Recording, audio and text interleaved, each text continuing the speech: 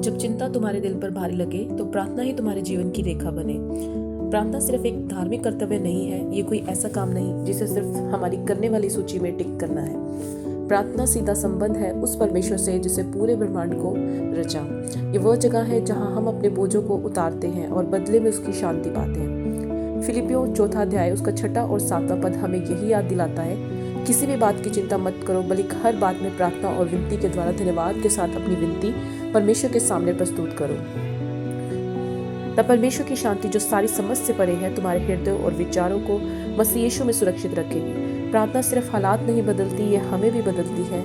अक्सर हम परमेश्वर से प्रार्थना करते हैं कि वह हमारी परिस्थितियां बदले, लेकिन कई बार सबसे पहली चीज जो बदलती है वो हम खुद होते हैं। प्रार्थना हमारा ध्यान हमारी समस्याओं से हटाकर उसके वादों पर लगाती है। यह हमें याद दिलाती है कि हम जीवन के बोझ को अकेले नहीं उठा रहे। परमेश्वर हर कदम पर हमारे साथ है। सोचो जरा, जब तुम अपनी चिंताओं को परमेश्वर के पास ले जाते हो तो तुम उन्हें उसी के हाथों में सौंप रहे हो जिसने पूरी सृष्टि को संभाला है। तुम कह रहे हो, प्रभु मैं उसे अपने दम पर नहीं कर सकता, लेकिन मुझे पता है कि आप कर सकते हो। और इसी समर्पण के पल में उसकी शांति हमारे दिल में बहने लगती है। ये शांति मुसीबतों के खत्म होने से नहीं आती, ये परमेश्वर की उपस्थिति से आती है। याद करो यीशु की प्रार्थना गत्समनी के बगीचे में। जब यीशु क्रूस की वेदना का सामना करने जा रहे थे तो उन्होंने सबसे पहले क्या किया? उन्होंने प्रार्थना की।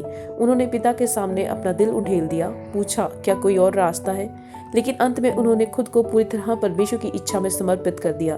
भयंकर पीड़ा के बावजूद यीशु ने प्रार्थना के द्वारा सामर्थ और शांति पाई। अगर परमेश्वर का पुत्र अपने सबसे कठिन समय में प्रार्थना की ओर मुड़ा तो हमें भी क्यों नहीं करनी चाहिए? अगर शब्द नहीं भी मिल रहे तब भी प्रार्थना करो। कभी कभी हमारे दिल इतने भारी होते हैं कि हम शब्दों में नहीं कह पाते कि हमें क्या कहना है।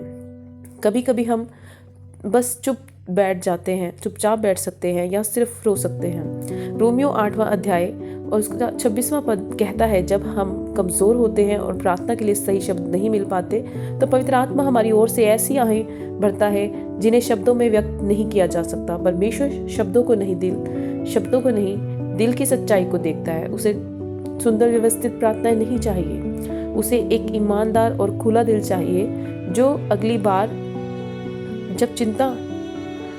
जब चिंता तुम्हारे दिलों में दस्तक दे, उसे अंदर मत आने दो, उसे तुरंत परमेश्वर के पास लेकर जाओ। प्रार्थना में परमेश्वर से खुलकर बात करो। अपने डर, अपने संदेह, अपनी परेशानियां परमेश्वर के सामने रखो। जो भी महसूस कर रहे हो उसे ईमानदारी से बताओ और जब तुम प्रार्थना करो तो भरोसा रखो कि वह तुम्हें सुन रहा है। भले ही तुम अभी बदलाव ना देख पाओ, परमेश्वर काम कर रहा है। उसकी शांति तुम्हारे दिल और दिमाग की रक्षा करेगी जब तक वो तुम्हारे लिए सही रास्ता न खोले। प्रार्थना सब कुछ बदल देती है। क्यों? क्योंकि प्रार्थना हमें उस परमेश्वर से जोड़ती है जो कुछ भी बदल सकता है। परमेश्वर का वचन हमारे जीवन की सबसे बड़ी देन है। बाइबल कोई साधारण किताब नहीं, ये बस कहानियां या सलाहों का संग्रह नहीं, पर जीवित और प्रभावशाली वचन है जो हमारे जीवन का मार्गदर्शन करता है। भजन संहिता 119 का 100 का 5वां पद कहता है, तेरा वचन मेरे पाँव के लिए दीपक और मेरे मार्ग का उजाला है। जब जीवन का रास्ता अंधकारमय और निश्चित लगता है तो परमेश्वर का वचन वो रोशनी बन जाता है जो हमें अगला कदम दिखाता है।